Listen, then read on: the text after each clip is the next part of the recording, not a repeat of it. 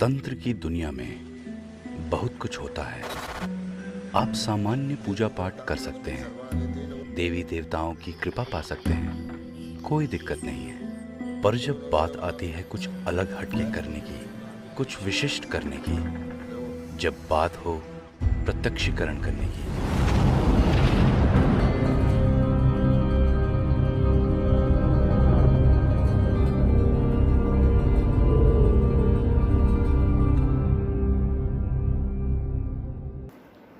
नमस्कार दोस्तों, मैं तांत्रिक हरीश कुमार आप सभी का अपने इस YouTube चैनल में स्वागत करता हूं। दोस्तों, हमने आपको पिछले महीने अष्टभैरव के रूप में जो एक भैरव की साधना दी है, इस महीने में हम आपको क्रोध भैरव का रूप की साधना दे रहे हैं। तो क्रोध भैरव की जो साधना है वो शनिवार से शुरू होती है, अमावस्या से शुरू होती है। और यदि आप तो समय नहीं मिलता है या कुछ और बात है तो आप इसे 3 दिन कर सकते हैं, 7 दिन कर सकते हैं। वैसे भैरव के सभी रूपों का जो अनुष्ठान है वो 40 दिन का होता है। आप इसे 21 दिन का अनुष्ठान करके इसकी पूर्ण रूप से कृपा पा सकते हैं।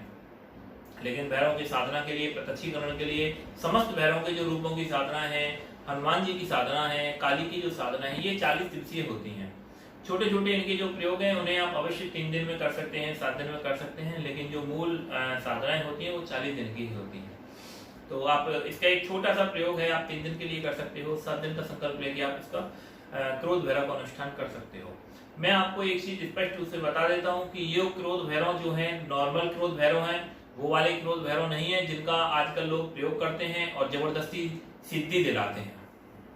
ठीक है ना, आपको समझ में आ रहा है मैं क्या कह रहा हूँ कि जो सिद्धि दिलाने वाले जो एक भैरव है ना, जिसका क्रोध भैरव के रूप से इस्तेमाल किया जाता है, भैरव तो ये वही है, लेकिन हम लोग उस इरादे से इस साधना को नहीं करवा रहे हैं। मेरा सिर्फ ये मतलब है, भैरव तो वही है, लेकिन क्या है कि क्रोध भैरव को जो लोग जबरदस्ती चला करके और इच्छा पूर्ति की जो एक कामना रखते हैं कि अप्सरा अगर नहीं आ रही है तो जबरदस्ती से अप्सरा को प्रकट करना है, वो गलत चीज होती है। मुझे वो उचित नहीं लगता।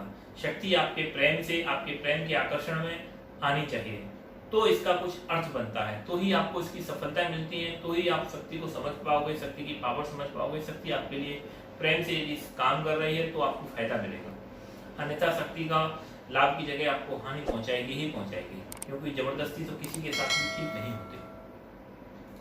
तो क्रोध भैरव की जो साधना है, ये थोड़े से क्रोधी हैं, जल्दी क्रोधित हो जाते हैं, इसलिए इनको बड़े प्रेम से, मान सम्मान के साथ इनकी साधनाएं की जाती हैं। इन्हें आप तामसिक रूप से कर सकते हो, सात्विक रूप से भी आप इन्हें कर सकते हो। दिक्कत और परेशानी साधना करते समय किसी भी तरह की नहीं होती। साधना से धोने के बाद भी घर परिवार में कोई दिक्कत परेशानी नहीं होती है। भैरव के अलग अलग रूप हैं, अष्ट भैरव के रूप हैं, और हमने एक क्रम शुरू किया है। इसमें हम दूसरे भैरव की जो साधना दे रहे हैं, वो अष्ट भैरव में जो साधना दे रहे हैं वो है क्रोध भैरव की। पहले हमने जो साधना दी है वो है चंड भैरव की, अभी दूसरी साधना हम दे रहे हैं क्रोध भैरव की। और हम आगे अगले महीने में और आपको एक साधना देंगे। हर महीने हम एक अष्ट भैरव के रूपों में एक एक करके आपको सभी अष्ट भैरव की साधनाएं संपन्न करवाएंगे। तो इस साधना को किसी भी भाई को यदि करना हो, इसके विधि विधान के बारे में जानना हो, तो आप हमसे संपर्क कर सकते हैं। क्रोध भैरव का रूप है, ये समस्त तरह के कार्य कर देते हैं। शत्रुओं के लिए बड़ा प्रबल इनकी अनुष्ठान होते हैं और बहुत अच्छे इसके रिजल्ट हम लोगों ने भी लिए हैं, और भी कई लोगों ने इसके अनुष्ठान करके अपने शत्रुओं के प्रति लाभ लिया है। क्रोध भैरव है बहुत ही अच्छी और पावरफुल सत्ता है। आप इनके द्वारा इलाज, झाड़ फूक वगैरह भी सब कुछ अच्छे तरीके से कर सकते हैं। तो इसके बारे में भाई जिस किसी को जानकारी लेनी हो वो हमसे संपर्क कर सकता है, जानकारी ले सकता है। ठीक है दोस्तों, नमस्कार।